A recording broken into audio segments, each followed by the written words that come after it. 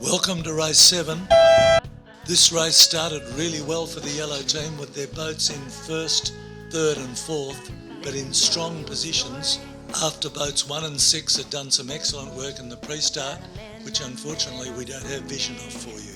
Once again, boat 4 started well at the pin end and was the only member of the blue team to get away well. But as I've said often in the coverage of these races, in team racing it's never over till it's over, and this race was most definitely not over, even though on the scoreboard it looked like it was.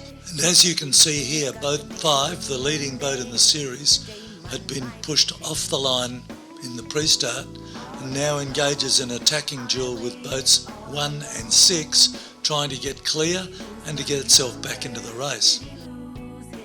This has given the boats that sailed to the port hand ley line a bit of an opportunity, and as you can see, 2 of the boats coming in from that side have done pretty well up this beat. They basically sailed to the ley line and tacked. The most improved team in the race, the team on boat 4, have taken insurance, come in on starboard and just caught number 3 at the mark and pushed her back into second place. Great work by the Lord's Prayer guys, and well done, Trevor.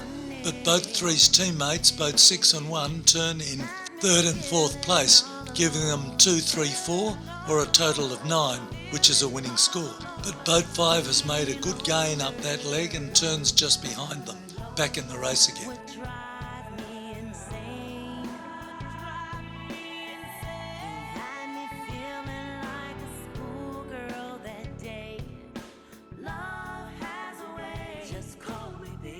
Boats 1 and 6 split jibes, making it hard for boats 5 and 2 to execute some sort of double cover on them.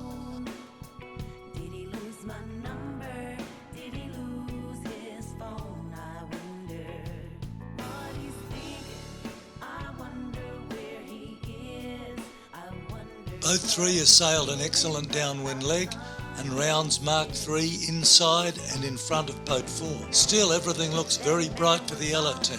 And boat 6 has also had an excellent downwind leg and rounds third, well clear. All they have to do is keep 1 and 3, or better still, convert 1 and 3 into 1 and 2, which with the upwind leg to come should be relatively simple. And watching this again is quite painful for me, because I can't work out how Will and I didn't manage to do it. But that's one of the great things about team racing.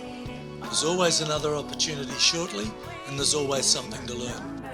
And as you can see, as she leaves the leeward mark, boat 6 notices that boat 5's on a collision course with her, and whilst boat 6 is not allowed to change her course to actively interfere with boats on another leg of the course, she is allowed to continue to sail her normal course when she is the right-of-way boat. So boat 6 continues on starboard, calls boat 5 to keep clear, and because boat 5 doesn't see her in time, she has to take action to sail away from the mark, leaving boat 1 well in front of boat 5 as she returns to the mark.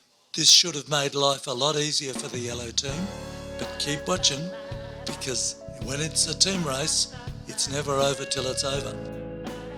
As they approach Mark 1 for the second time, boat 3 is well in front of boat 4, and boat 6 is staying out of phase with boat 4 and in front of boat 2 to make sure that boat 4 cannot pin her at the mark, and that she stays well in front of boat 2 as they come to the mark.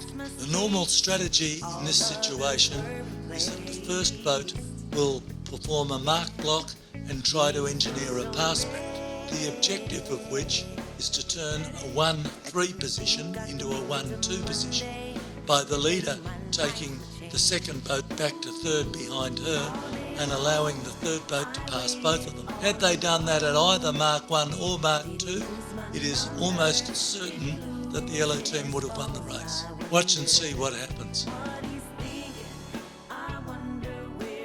Boat 3 waits to attempt a pass back until after she leaves Mark 2 the second time. This is a much more difficult manoeuvre than making a pass back at a mark, and it is a much more difficult manoeuvre than taking control of the race near the finish line, given that the leader can set up on starboard jibe to windward of the start boat and very simply defend the line against any opponent coming down the racecourse, whether they be on port jibe or starboard jibe, and whether they're trying to finish at the boat or at the pin or somewhere in the middle.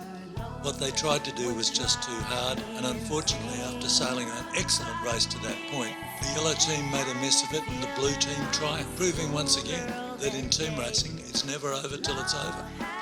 But right here, yellow has another chance and misses it. Boat number 2 finishes first, and boat number 3 then crosses the line and finishes second. If instead of finishing second, boat number 3 had turned around and gone back to help its 2 teammates, it would have been very interesting to see what they might have achieved, because it would have been 3 yellows against 2 blues, and they might have been able to change the outcome. In team racing, it's never over till it's over, and until you've finished, it isn't over. So it's not always best to finish at the first opportunity. And there was a fantastic battle between the 4 boats left out on the racecourse, which was great fun. As Bindi and her team flowed across the line between the camera and the action here, it is worth noting that they started last and sailed brilliantly to end up in first place in this race.